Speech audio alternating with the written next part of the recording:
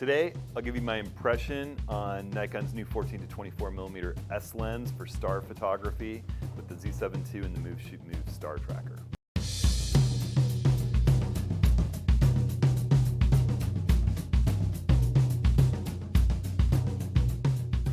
Well, hey everyone, it's Hudson. Absolutely crazy week here in Portland, Oregon, and I think throughout most of the United States and probably around the world with weather and extreme just cold events and icing and whatnot. Before we jump in and talk about the 14 to 24's amazing performance doing low lit night sky photography, I just want to speak to the fact I had to cancel my office hours on Tuesday the 16th, the free meetings where we all get together and talk about photographic, just a group photography talk, because there was no power here in Portland. The 300,000 people in Portland were without power, including my family and me, which gave us a great excuse to go out and do a little cross-country skiing around downtown Portland, drag the kiddos with us, and take in the city in a different way. But we did. We had a whole bunch of trees come down. We lost power. Luckily, none of our structures or vehicles or humans were hurt in the ice storm, and I hope everyone else has stayed safe and is staying safe and getting back to normal. We're going to reschedule those office hours. Again, that's a big free meeting for everybody that wants to talk about photography. You can join via Zoom, you can join via YouTube, you can sign up at hudsonhenry.com/office hours. And we're going to talk about portraiture in particular this next Tuesday, February 23rd. All right, so I hope to see you there. Also, just a quick update, I've got a couple of slots open for Cuba, the workshop in Cuba in November, which is going ahead in November. I've got 2 workshops going. I think there's a slot open in each one. We've had a little shifting around there, so there's just 2 open slots. And I will be very rapidly announcing workshops for Yellowstone, the Tetons, and Moab in October. Fun stuff to look forward to, as well as an early August workshop on the Southern Oregon coast for those that can make it. All right, so I've been so excited to test this 14 to 24 millimeter lens using stars, out in the stars. And my preferred method these days is using this ultra lightweight Move Shoot Move Star Tracker. I was excited to pair that with the new Z7ii and its better autofocus system, along with this amazing new iteration of Nikon's 14 to 24 and test it. I've been so impressed with what I've been getting from Nikon's 20 millimeter 1.8 at night. Just almost no coma, no chromatic aberration, razor sharp, edge to edge, wide open. So I couldn't wait to get out and see if that was the same for the 14 to 24, which I kind of suspected, and I have indeed confirmed. And I'm going to show you some images, take you through the trip really quick, but I'll just say that I'm so impressed with all 3 elements here, actually 4. The Move Shoot Move Star Tracker, just an incredible tool. It lets you move, change positions, and easily within just seconds. The more you do it, the quicker you get. Realign on the North Star and get your polar alignment using that laser. It's so easy. It's plenty accurate for doing wide angle star field work like this. The Acrotech GXP head is wonderful for being mounted on that slanted Move Shoot Move tracker. I know a lot of people have been asking me about wedges and V's and Z things to get level on top of a tracker. I find that really reduces your stability and you get a lot of flex and bounce in your setup and you have less ability to get a nice clear shot. I'd just rather use a good ball head like the GXP. I know here I am the fluid head pan and tilt guy, but the GXP is a dream head. It weighs a pound, holds 50 pounds. It's rock solid. It's easy to get lined up. And then the Z7ii, just incredible low light autofocusing. I mean, I was blown away. I was autofocusing on bright stars, not even planets, just bright stars. Then shooting, zooming in, checking, and sure enough, with its low light autofocus turned on, AFS mode, pinpoint, boom, it's just nailing stars, nailing really dimly lit foregrounds. You can just light the foreground with your headlamp, and that low light autofocus nails it. Way better than I could ever do with a DSLR. Just awesome, awesome stuff. And then a 14 to 24, well, I'll go in and I'll show you some photos and let you see for yourself what the images through that thing look like. All right, so if you've been following the Approaching the Scene series any length of time, you know that I adore the Nikon 20 millimeter 1.8S, the new lens for the mirrorless cameras for star work. It just has 0 chromatic aberration or coma and even wide open. It's just amazing for doing these kinds of shots. This is down on the Southern Oregon coast with my friend Charlie.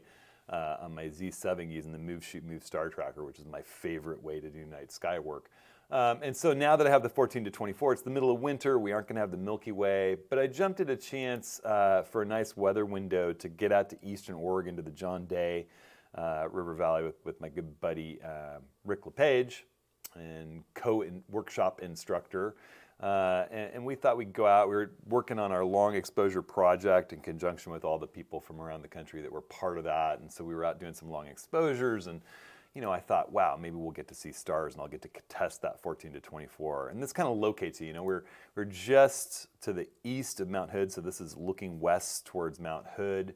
A little bit southeast from Mount Adams, so this is looking northwest towards Mount Adams. It's out in windmill country. Tons of power generation goes on in these windy areas along the Columbia River Valley. That's the Columbia River Valley. You can see Washington's on the other side there. Really beautiful country. We did some photography. Here's a big pano of just windmills stretching into the distance. We had some relatively nice weather, and then it snowed pretty hard on our way out of there. I actually wound up driving out through some really, really treacherous conditions in my Van El Jefe, and got home to the Portland ice storm, which dropped trees all over our property and knocked power lines down and put 300,000 people out of power all over our city, and yet I feel fortunate as compared to those in Texas. So you can see the weather was coming in. But sure enough, the first night that we were there, I had the ability to get out and do some star photography with my Z7ii, and I set up my my fluid head, my Manfrotto 500AH on my big Leophoto set of legs, and then I connected the Move, Shoot, Move to that. I leveled everything, connected the Move, Shoot, Move to that, connected my Acrotech GXP ball head to the Move, Shoot, Move, got the laser out, and put the Z7ii with the 14 to 24 millimeter on there. And then all you got to do is turn this little amazing green laser beam, it's like a lightsaber, into space, and just point it right at the North Star. If you know how to locate the North Star, it is just an absolute piece of cake. And I wound up moving positions multiple times. Rick was using my old Ioptron Sky Tracker, which is a great tracker, and it's much better for doing deep space objects and working with long lenses and heavier rigs. But reorienting and moving is a horrible pain because it's difficult to locate which of the many stars is the North Star. With the Move, Shoot, Move, it's just zip, you just put that laser right on it. And for wide angles, star field work like this, it's beautiful. So, here's an image that's the kind of work I would do without the star tracker. Before using star stacking or star trackers, this shot would have made me so happy. It's a 30-second, 3200 ISO, f2.8 exposure. That's the exposure timing that I'm actually looking for. And in the old days when we didn't have as much resolution, we thought that these looked great. Now you zoom in and you start noticing that we have so much resolution that you can see the stars trailing at 30 seconds of the 14 millimeter. This would have totally fit within the old 500 rule that I used to live by, 500 over your focal length, but it's no good anymore. Now you'd need to do something in the 8-second range, which makes you ramp up your ISO. You can see there's quite a bit of noise with the Z7ii at 3200 ISO. It's correctable, but there aren't pinpoint stars. What I do have here is a nice, clean, relatively in focus foreground. This is just the lighting from our cabin, lighting the little foreground grasses in the little valley here along the John Day River. You can see the tent camping down below. We had a little cabin rented at this state park. There's a little light pollution from cities out to the east. So, taking this shot, getting everything nice and in focus, all I did was use low light autofocus and autofocused on these grasses, and the camera just nailed it. I'm at 14 millimeters, so again, 30 seconds. And then all you have to do if you're lined up on the North Star with your star tracker is turn it on, and the camera starts rotating with the Earth's rotation. And here's a shot that's 120 seconds, f2.8, 500 ISO. And so now you don't have that problem with noise that you had before. And now your stars are pinpoints. They're not trailing. And now you get to see, how is that 14 to 24? It's really, really, really good. It's so much better than the original 14 to 24 out at the edges. Sure, there's, maybe a little motion going on out at the extreme edges. I may not have it perfectly dialed on the North Star, but it's awfully close. and there's no little winged stars, no chromatic aberration that I'm seeing in here. They just look fantastic. This is amazing to be able to do at 46 megapixels. Now you can see the horizon is blurred. You know, the camera is moving. That ridge is staying still. The camera is moving with the stars. So we get these beautiful pinpoint stars. I was testing out a couple of different light pollution filters. Here is the case night pollution filter. So you can see there's that night position. I've changed absolutely nothing. Same white balance, same settings, right one after the other. So this is 500 ISO, 2.8, 120 seconds, and then put that night filter on and get a little bit of a bluish tint. This is the case natural night filter. This is the Nisi, really similar, really similar. Both of them do a fantastic job. And here's an image where I cleaned it up, kind of got some of that blue cast out. There's a little bit of cloud. I could actually see that with my naked eye. There was a little bit of haze, so you get some differential there. I actually think that's a gap in a kind of an overarching haze that we had, just a little bit.